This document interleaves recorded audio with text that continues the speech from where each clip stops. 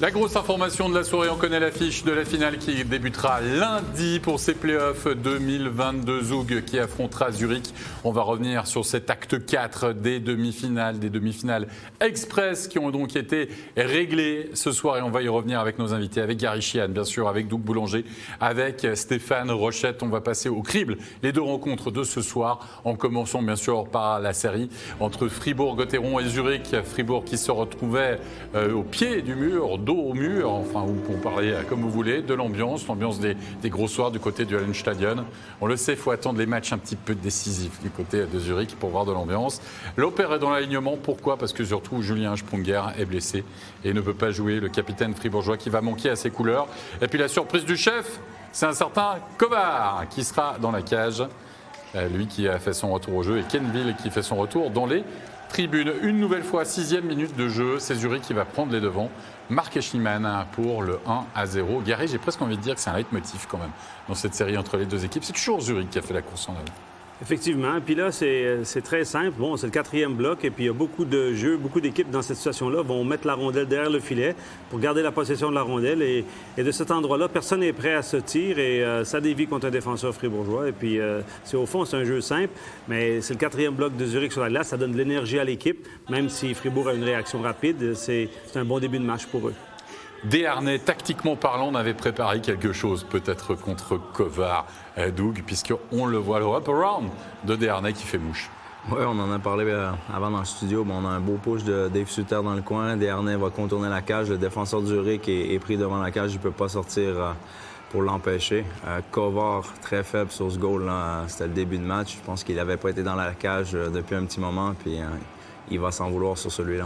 Oui, il a un peu élevé le niveau de son jeu quand même après pour la suite du match. Et puis la grosse possibilité pour Fribourg-Gotteron, une nouvelle fois à contourner la cage, Bougro. Et puis là, c'est la jambière de Guérin qui va toucher le puck. Mais Stéphane, on l'a vu avant, le dos de Diaz, ça finit au fond. Et là, la jambière de Guérin. Et si ce puck avait fini au fond du fond. Oui, quand ça veut pas, ça veut pas. Hein? Avec des si on va là, avec des si on reste là. Mais à un moment donné, c'est un peu l'histoire de la série. Je pense que les rebonds n'ont pas vraiment été favorables à Fribourg. Autant ils ont été favorables, je dirais, dans la première série contre Lausanne, autant dans la deuxième série, tout a tourné à l'envers. Donc c'est vraiment en deux phases. Hein? La première, tout leur souriait contre Lausanne et ensuite contre Zurich, même s'ils ont cravaché très fort, il n'y avait absolument rien qui leur souriait.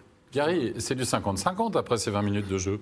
On sent franchement pas. Il n'y a pas beaucoup d'émotions. Hein. On essayait, en tout cas du côté de Zurich, de ne pas mettre d'émotions dans ce match. Non, c'était un genre de match où on attendait que l'équipe fasse le moins d'erreurs, attendre une erreur de quelqu'un peut-être, mais pas commettre d'erreurs trop facilement. Puis la première période, à part ces moments-là, était plate, considérablement aux 3 matchs précédents. Ce match-là était moins intéressant, mais c'est décidé aussi autrement. Oui, et tout va se décider finalement en deuxième période. Fribourg est bien dans le match, mais Zurich il va peut-être un peu simplifier, on va dire, son jeu aussi, Doug, et surtout prendre les devants une nouvelle fois dans cette rencontre avec presque une double déviation. Ouais, c'est une grosse erreur défensive là où il y a 3 joueurs qui n'étaient pas à leur place. Une double déviation peut-être là devant la cage. Zurich, c'est un gros goal pour eux là, en partant la période là, sur le 2-1. Mais malgré tout, Zurich a toujours été capable de mettre les gros goals quand c'était le temps, puis ça, c'en a été un dans cette période. C'est le 4e bloc de Fribourg-Gotteron qui était sur la glace et Stéphane qui nous a parlé de l'erreur au marquage de Senner. Et puis le tournant, la rencontre, c'est ce coup de genou de Cristi Domenico, 26e minute de jeu. Et la réaction évidemment du côté de Fribourg-Gotteron, du côté de Zurich, les esprits qui s'échauffent. Mais là, Stéphane, 5 mecs match, ça semble complètement évident même sur ces images. Ah non, il y aura même, je pense, une enquête, une suspension actuelle. Il sort vraiment le genou. Il fait un écart avec son genou droit, Guérig. Heureusement, Guérig n'est pas en appui sur son genou, pas de dommage, mais Di Domenico aurait pu se blesser, il aurait pu blesser Guérig. Et là, il n'y a aucune excuse. Regardez sa jambe droite, là. Hop, hop, boum, genou contre genou. Il est responsable de ce qu'il a fait, même si ça se décide en une fraction de seconde. Tout à coup, il y a un écart, mais il est quand même responsable de ça. Très mauvais geste de Di Domenico. On se demandait ici sur le plateau avant le match, on s'est dit, Di Domenico, si ça ne tourne pas pour Fribourg, les fils vont se toucher à un moment donné, la marmite va exploser. Ça a explosé de cette façon-là dans le jeu. Mais Gary, tu nous en as parlé sur le plateau, tu as dit, à ton avis, il va pour charger au départ, et puis après, il y a Guérin qui change peut-être un peu de trajectoire, puis il veut quand même aller le frapper, on va dire ça comme ça. Oui, moi je pense que sa décision a été prise. Il voulait un open ice hit, il voulait contrer Guérin, mais quand Guérin a voulu l'éviter, il était trop tard pour lui de changer d'idée et de le laisser passer. C'est pas son style non plus. Mais malheureusement, là, il s'est ouvert à se blesser lui-même puis à blesser Gehrig. Et surtout, je pense que c'est ce jeu-là, finalement, qui a tué Fribourg. Parce que sans lui, après, c'est venu compliqué pour Fribourg. C'est devenu très compliqué pour Fribourg-Gotteron. Il y a eu un enchaînement de pénalités, bien sûr, parce qu'il y a les 5 minutes, mais il y avait des punitions du côté de Fribourg-Gotteron. On a joué à 4 contre 3. On a plutôt bien joué en infériorité numérique du côté de Fribourg. On a tenu la baraque. Et puis, juste à la fin de la pénalité, même si c'est un but quasi en powerplay, c'est Kruger qui va marquer. Je veux dire, c'est cruel pour Fribourg à ce moment-là. Ah, je trouve affreux parce qu'à la fin, tu as un 3-1. C'est celui-là qui a vraiment fait que le match a tourné. Fribourg avait tout fait juste. Sur le piqué, c'était bien défendu, des bons block shots, n'avait pas donné grand-chose à Zurich. Puis le joueur, il vient juste de sortir du banc, puis on encaisse le 3-1, puis c'est là que ça a vraiment tourné. Donc pour eux, je pense que si Zurich n'avait pas marqué, on aurait eu peut-être un revirement de situation, puis Fribourg aurait eu une chance de revenir au match, de retour dans le match. Au contraire, c'est 4-1 pour Bodenman. On va aller challenger ce but du côté de Fribourg, ce qui semble assez logique vu la présence de nombreux Zurichois dans la peinture. Et Stéphane, tu n'étais pas forcément d'accord avec la décision des arbitres. Je trouve que c'est sévère. Il y a quand même un contact. La Bodenman touche le gant de Berra. Certains angles, Gary me disait que sur un angle, on voyait quand même que Bodenman touche le puck avant que Berra pose la main dessus. OK. Mais ce qui me dérange surtout, c'est Sigrist. Sigrist qui est dans le demi-cercle du gardien. L'empêche de bouger avec sa jambe gauche et l'empêche de revenir avec sa jambe droite éventuellement pour bloquer la rondelle. Même si Berra avait perdu le disque de vue, il passe entre les jambes. Sigrist a pris une position dans le demi-cercle qui a quand même gêné les mouvements de Berra. Et je pense que si tu annules cette réussite-là, il n'y a pas de scandale du tout. Moi, je l'aurais refusé parce que je trouve que c'était très, très limite. Moins évident que le but refusé à Fribourg, évidemment. Le but refusé à Fribourg, le dernier match, c'était clair. Celui-là est moins clair, mais pour l'ensemble de l'œuvre, je pense que je l'aurais refusé. Puis comme on a dit avec Gary, avec la story, on parle de game management, mais series management, je dirais.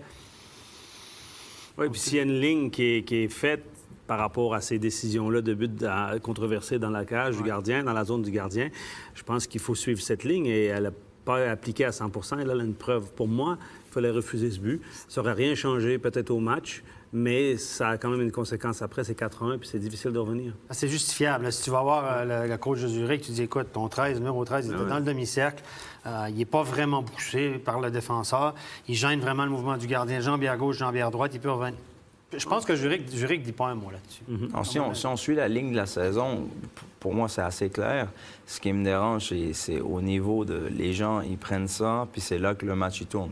C'est pas là que le match tourne, dans le match d'avant non plus. Non. Et il faut essayer un petit peu de se retenir par rapport à ça. Maintenant, c'est toujours une question de ligne. Par rapport à la saison, là, on n'en voit pas, puis c'est ça qui est frustrant un petit peu. Pour ma part personnelle, j'étais prêt à vivre avec un goal. Sachant que dans la série d'avant, ça a été annulé, là, t'es pas capable ou tu ne veux pas vivre parce que il n'y a pas de justice qui est rendue. Quoi. Et quand même, à part ça, le challenge au niveau des hors-jeux, je pense que c'est assez clair. S'il y a un maître hors-jeu, c'est pour contrer une erreur. Mais Gary, le challenge sur ses contacts avec les gardiens, est-ce que tu ne trouves pas que souvent les arbitres vont voir la vidéo, puis c'est presque du 50-50 ?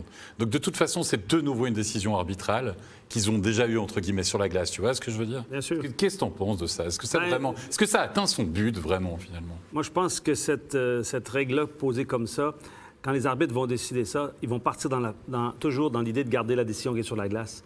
Trouver la raison pour leur donner raison. Ils n'aiment pas avoir raison. Non, c'est le principe de base. Tu vas là pour confirmer la décision qui est prise sur la glace. Et puis, voilà, c'est pas toujours le cas. Puis des fois, il se passe quelque chose qui est flagrant, qu'ils n'ont pas vu, puis ils peuvent le corriger.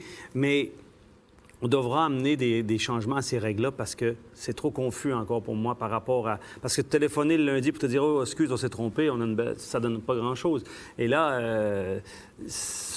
Pour moi, c'est trop ambigu encore, c'est pas assez clair. Il manque peut-être une vraie discipline, que ce soit la même ligne tout le temps, tous les arbitres, mais c'est très compliqué parce que c'est des faits de jeu. Il n'y a jamais deux fois la même scène. Tu as des tendances, ça ressemble, puis les arbitres essaient de faire des comparatifs, mais la règle des obstructions sur le gardien, dans la règle 69, si je me souviens bien, c'est 69, il y a une parenthèse qui dit « faut accepter le fait qu'il y a souvent, on est dans une zone grise, c'est marqué, textuellement, on est dans une zone grise, puis il y a des situations 50-50 qui ne feront jamais l'unanimité. » Moi, Moi, je me souviens des meetings d'arbitres qu'on avait à l'époque. On était déjà là-dedans. On était dans la salle, on était 10, 12, 15 au meeting, puis il y en avait 7 qui disaient oui, 8 qui disaient non. Et puis on sortait de là, puis on n'était toujours pas d'accord quand on allait manger après. Donc, Mais il y a aussi le facteur du fait que, est-ce que le puck est déjà dans le slot ou est-ce qu'il était à l'extérieur, puis il y a eu une interférence avec le gardien avant? Là, dans des situations comme ça, on enseigne à tous les gars, drive le net, allez vous mettre le nez dans la peinture. Là, le puck, il est libre dans le slot. On peut dire qu'il y avait le gant avant. On a eu la situation dans la série d'avant avec Boltozer, même choix de jeu ou plus ou moins. Là, on est dans des scénarios où c'est pas facile à juger. Puis à la fin, les coachs, on demande quoi à nos joueurs? Allez vous mettre le nez dans le trafic, puis allez-y. Puis on se ramasse toujours avec des scénarios ambigus qui tournent des matchs, qui tournent des séries, puis qui font mal. En NHL, il y a une grosse discussion. Ils ont eu un meeting en NHL des managers, là, des directeurs généraux en Floride dernièrement. Puis c'était un sujet, comment on va régler ces obstructions sur le gardien, ces coach challenge. C'est insolvable, je vous le dis. On va en parler encore dans 10 ans parce que c'est la zone grise. Il y a de l'interprétation, il y a du jugement. Puis à un moment donné, tu n'arriveras pas. On a essayé de standardiser les trucs avec contact accidentel ou non dans le demi-cercle, à l'extérieur du demi-cercle. On a essayé de standardiser le plus pour qu'il y ait un raisonnement logique, étape par étape pour les arbitres. Mais à la fin, c'est ça. Vous pouvez faire ce que vous voulez. Et puis les arbitres, je veux quand même faire une autre parenthèse, parce que les gens pensent que les arbitres vont là, à la vidéo, par plaisir, pour renverser leur décision, pour annuler les buts. Moi, je peux vous dire que dans le dernier match à Fribourg, les arbitres, quand ils sont allés, parce que vous savez que j'ai encore des contacts avec les arbitres, évidemment, les arbitres, quand ils sont allés à la vidéo, le dernier match, le but contre en prolongation, quand ils ont vu la scène, pour eux sur la glace, c'était un but. Quand ils sont arrivés et ils ont vu la vidéo, ils se sont dit, humainement, ils se sont dit, oh non, c'est pas vrai. Ils n'ont pas annulé ce but-là par plaisir. Ils se sont dit, c'est évident, on est obligé de faire notre job, mais ils sont pas pris un malin plaisir à dire, on va refuser le but, c'est cool. Non, c'est pas comme ça que ça fonctionne. Ils se sont dit, oh non, merde, on va être obligé. Non, c'est trop évident, on peut pas passer à côté. Toutes les raisons sont là pour refuser le but, on est obligé de faire le job. On est d'accord, donc vous nous l'avez dit, ça peut être une zone grise, donc c'est compliqué même avec la vidéo, mais du coup, by the book, tu prends ton challenge, la décision arbitrale, même si c'est pas clair, a des conséquences. C'est 2 minutes de pénalité contre Fribourg et Zurich qui met le but de la sécurité définitive, même si déjà à 4-1 c'était beaucoup, ça sera le 5-1, signé Bodenman. Vous voyez qu'on va encore vous parler pendant un moment de ces challenges sur les obstructions, sur les gardiens. 5-1, on termine, messieurs, cette deuxième période. La messe est dite. Fribourg-Gotteron, là, on le sait, qui n'arrivera pas à se sortir, à aller contre, finalement, ces événements contraires, dira-t-on. Comment ça peut, messieurs, une telle série, vraiment, ces séries basculer en un tiers, finalement? Il y a le momentum, les émotions, puis les gars, à un moment donné, ils vivent des grands moments, puis là, c'est des moments où ça fait mal, puis tu veux pas abandonner, mais il n'y a plus rien qui roule pour toi, quoi. Je suis d'accord, mais il y avait 3-0 déjà dans la série pour Zurich. On l'a dit, Fribourg était très proche, finalement, dans cette série, Gary. Mais est-ce qu'à un moment, le château fribourgeois était quand même moins solide que le château zurichois? Et on a vu qu'un gros coup de vent, comme l'expulsion de Di Domenico, puis c'est le château qui s'écroule finalement un peu? Oui, moi je pense que déjà c'est un match 7 pour Fribourg. Et je suis pas sûr que mentalement ils étaient prêts pour un match 7, vraiment. La troisième défaite leur a fait extrêmement mal et difficile en peu de temps, 48 heures, de se remettre. Et là, on voit que l'effectif sur la profondeur de l'équipe, ça veut dire le troisième, quatrième bloc, n'ont pas amené grand-chose dans cette série, contrairement de l'autre équipe en face. Puis finalement, ça se décide là. On a même leur deuxième gardien de but qui commence la série puis qui gagne 3 matchs. Il y a quand même une équipe qui est beaucoup plus solide en profondeur que Fribourg. Philippe Fourer, c'était son dernier match qui a mis un terme à sa carrière, entouré de sa famille, qui a fait le déplacement, des grands moments évidemment d'émotion pour lui, parce que c'est aussi ça, il y a des carrières individuelles. Et quelle carrière de la part de Philippe Fourer, quand même.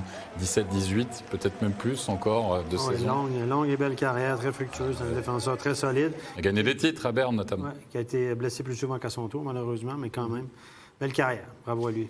Belle carrière de lui. Moi, je vous propose d'écouter une réaction du côté de Zurich. On va parler de cette qualification, évidemment, du côté des ZSC Lions. On va écouter Yannick Weber, interview. Yannick Weber, une victoire dans la série. Qu'est-ce qui a été déterminant dans ce match ce soir? Je pense que c'est un peu dur à dire. Je savais qu'aujourd'hui, Fribourg va essayer de faire son tout. Pour eux, c'était un peu la dernière chance, je pense. Et on a vu au premier tiers, ils sont Ils sont vraiment venus à beaucoup de la pression. Et je pense pour nous, c'était idéal. C'était juste 1-1 après la première. Alors, deuxième tiers, je pense, on savait qu'ils ont pris des penalties. Et pour nous, c'était clair qu'on doit faire la meilleure de ces opportunités. On a fait. Et je pense après le deuxième tiers, c'était clair qu'on va gagner ce match. Dans cette série, 3 fois vous êtes allé aux prolongations, à chaque fois vous êtes imposé. Dans quelle mesure l'expérience de l'effectif zurichois a joué en votre faveur?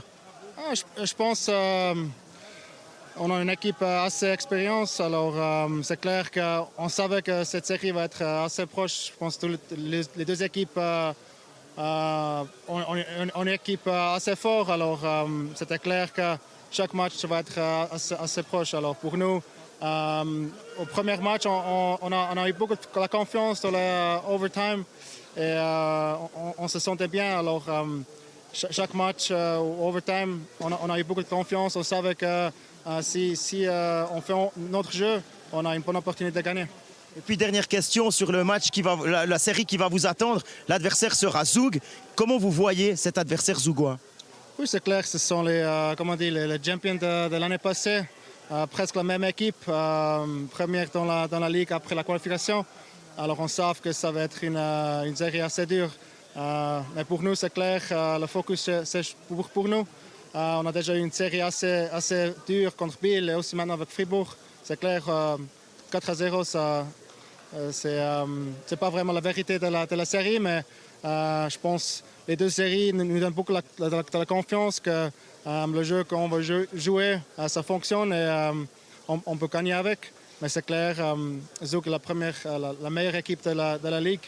Comme on dit, bon gardien, la défense est assez solide et ils ont des scoreurs. Alors on sait que ça va être une finale assez dure, mais je pense que les deux meilleures équipes sont dans la finale et ça va être un bon spectacle pour tout le monde. Merci Yannick. Toujours très bon dans l'analyse, il parle en français avec nous en général, sinon puis il le fait très bien. On va revenir sur cette qualification zurichoise. Doug, finalement, cette série face à Bienne, et il l'évoquait, ce quart de finale en 7 matchs, où quand même ils ont perdu 2 fois à domicile contre cette équipe biennoise, ils ont dû cravacher de l'arrière, ils étaient menés aussi 2-0 dans la série. Est-ce que tu penses, comme nous en parlait le journaliste du Tages Anzeiger, est-ce que ça a un peu soudé finalement cette équipe qui était des très bonnes individualités, beaucoup de talent, mais qui n'avaient pas encore finalement cet esprit de corps qu'on peut voir peut-être actuellement? C'est sûr que ça les a soudés. Puis c'est surtout au match numéro 6, là, où ils ont été capables de revenir de l'arrière, aller chercher le gros point. Puis au match numéro 7, là, on a vu vraiment tourner. On a vu Zurich être capable de faire la différence. Ça a été long, ça a été compliqué contre Bienne. Ils arrivent contre Fribourg où ils ont été bien payés parce qu'à plein de moments, on a vu un Fribourg combatif avec des bonnes chances de tuer les matchs. Moi, je me souviens d'un acte lors du deuxième tiers où Zurich n'a pas touché le puck du tiers presque.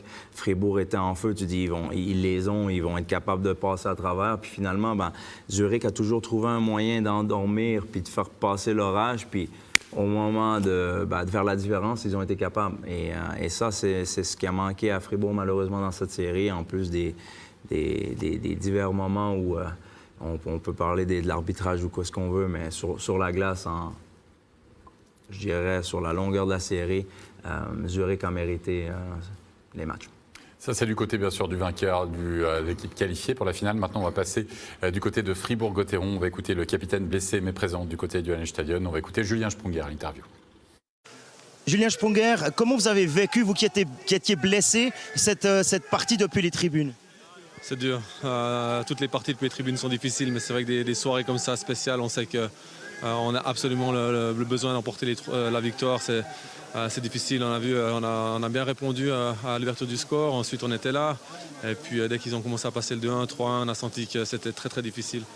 C'est des soirées qui sont marquantes. Je crois qu'on savait que Philippe Fourrière aussi jouait son dernier match. C'est des moments émotionnels. C'est des moments où on a vécu tellement de mois et de moments ensemble. Tout retombe en si peu de temps. Donc, c'était dur d'être spectateur ce soir. Puis si on prend un peu de recul et puis on regarde cette série qui se termine sur un très, très sec, 4-0, presque cruel, parce que ça ne reflétait pas vraiment les forces en présence. Non, je pense que le score est vraiment un test très sévère. Je crois qu'on le sait, on a perdu 3 matchs sur 4 en prolongation, avec chaque fois quasiment des détails qui ont fait la différence, des matchs qui étaient très serrés. Je pense qu'on a fait la plupart du temps jeu égal avec Zurich. Apparemment, on était un peu meilleurs, des fois eux étaient un peu meilleurs. Mais voilà, ils ont réussi à faire quelque chose de mieux que nous. Ils ont réussi à se qualifier comme ça. Dans les moments clés, ils ont réussi à marquer les goals nécessaires. Leur powerplay a été très très bon aussi. Donc voilà, tous ces petits détails, on sait qu'à ce niveau, ça fait la différence. Et puis encore une fois, ça a payé. Mais je crois qu'on est dans une très bonne dynamique. Il faut vraiment prendre tout le positif avec, apprendre pour la suite.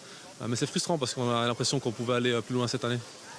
Oui, effectivement, aussi sur la saison régulière, je pense que maintenant, il va falloir digérer cette élimination, cette déception. Mais on sait que Fribourg est sur un trend positif. On voit des choses se développer et ça va continuer. Ouais, je pense qu'on est sur le bon chemin. Je crois qu'il y a eu beaucoup de choses qui se sont passées cette saison qui ont été très positives. Quand on perd en demi-finale contre Zurich et puis qu'on est déçu, je pense que ça montre l'ambition qu'on a justement. Je crois qu'on a le potentiel justement pour aller encore plus loin. Et voilà, je crois que Zurich, bien sûr, c'était avant le début du championnat la grosse cylindrée avec Zug du championnat.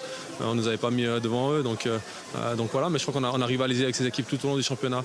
On a été très constant. On a montré des choses très intéressantes.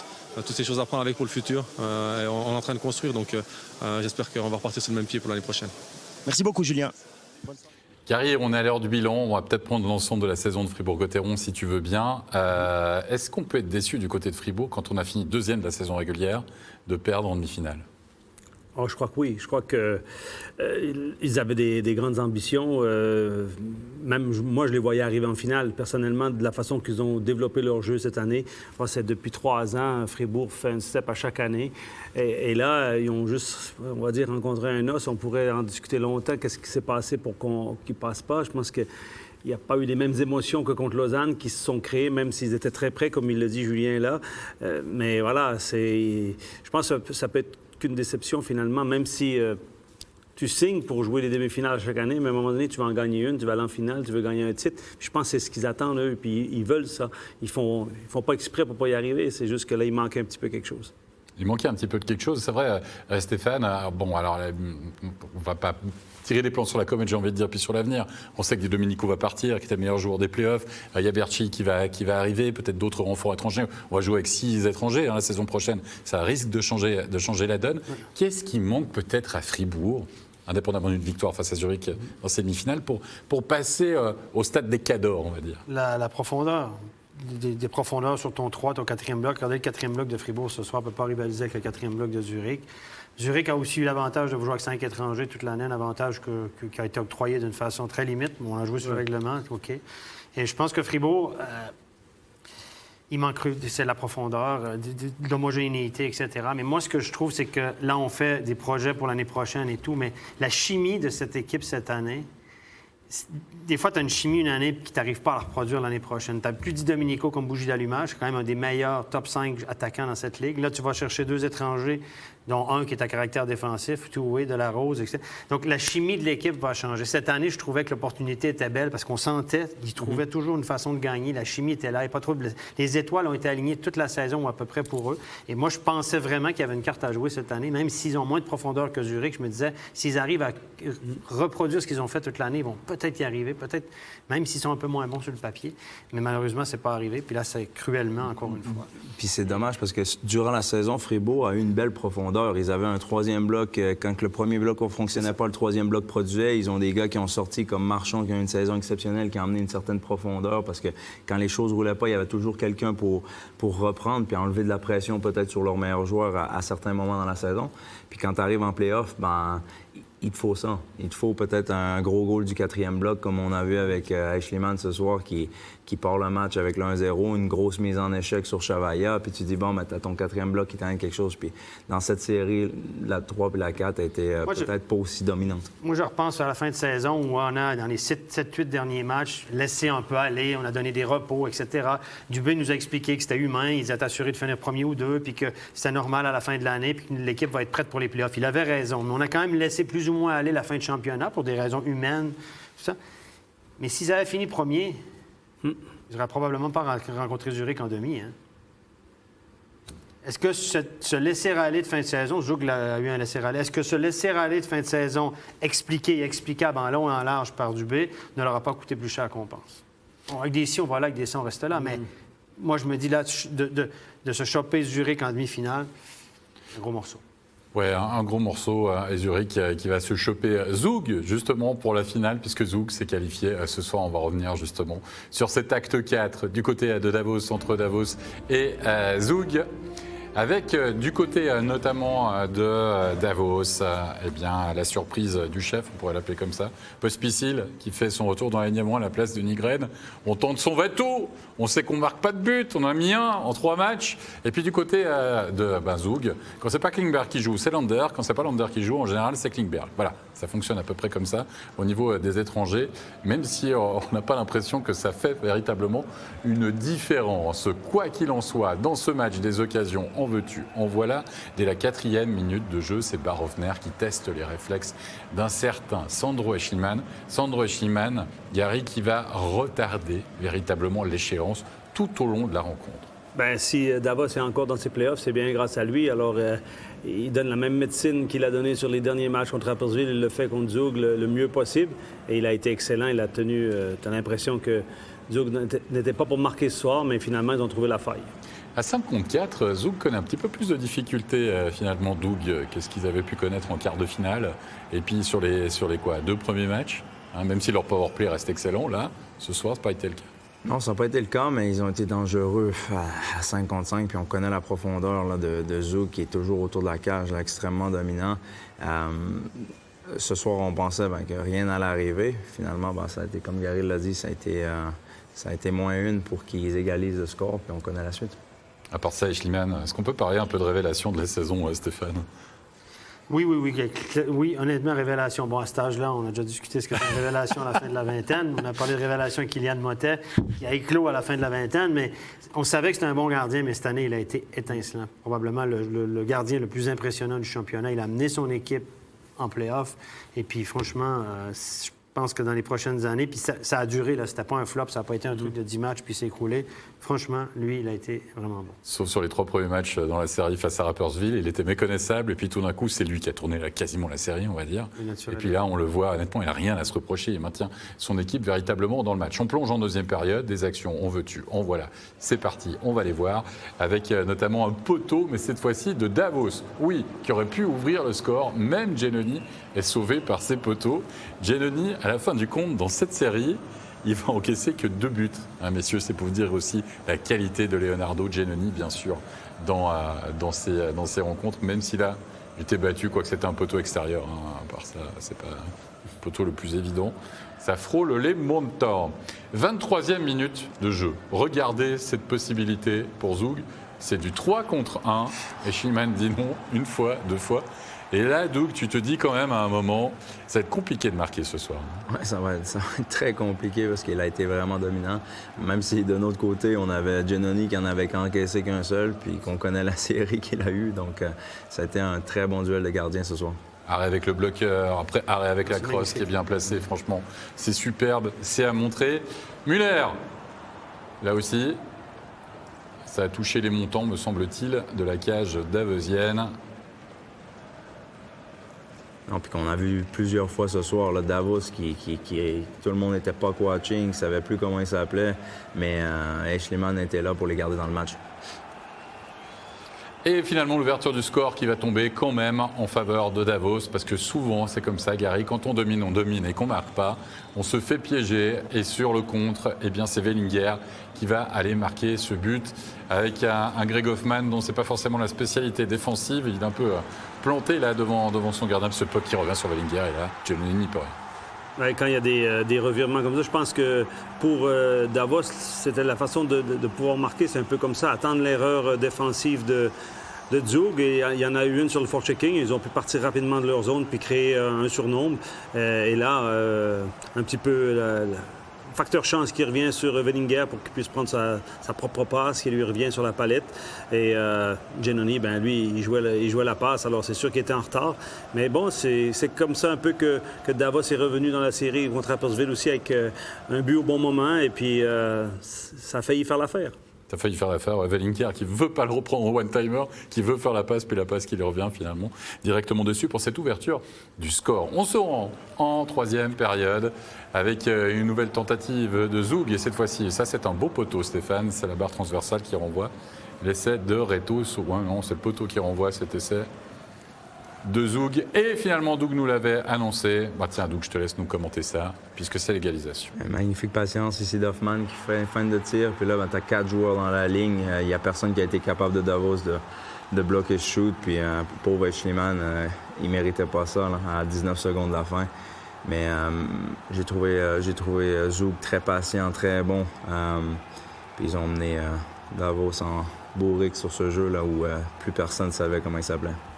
Les dernières secondes des matchs, et notamment lors de l'acte 2, rappelez-vous, avec le pétage de plomb de Volven qui balancera les gourdes à la suite de cette punition qui amène le game-winning goal. Et là, la soupe à la grimace, et du côté de Davos, on a l'impression de faire une sorte de déjà-vu, de revoir le mauvais film, vous voyez, de refaire le même cauchemar finalement. On se rend en prolongation, et là, c'est Kovar qui va donner la victoire à Zug. Ça n'aura pas duré très longtemps, mais juste avant, il y a un bel arrêt de la part de Leonardo Giannoni. On est en overtime, on joue depuis quelques secondes. Et on va le voir justement, il me semble, cet arrêt de Leonardo Giannoni. Ouais, non, c'était juste après la contre-attaque.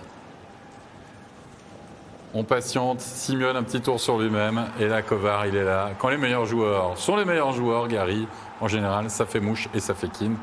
Et 4-0 pour Zug. En effet, ça a pris plus de temps que prévu, mais c'est amplement mérité. Et là, on voit sur le repli défensif, tout le monde regarde la rondelle et puis ça laisse un homme libre. Et puis pourtant, il y avait presque égalité de joueurs sur la glace au niveau du repli, mais déjà un tir bloqué ici à ce niveau, c'est déjà très dangereux. On a un genre de 2 contre 2 qui se forme.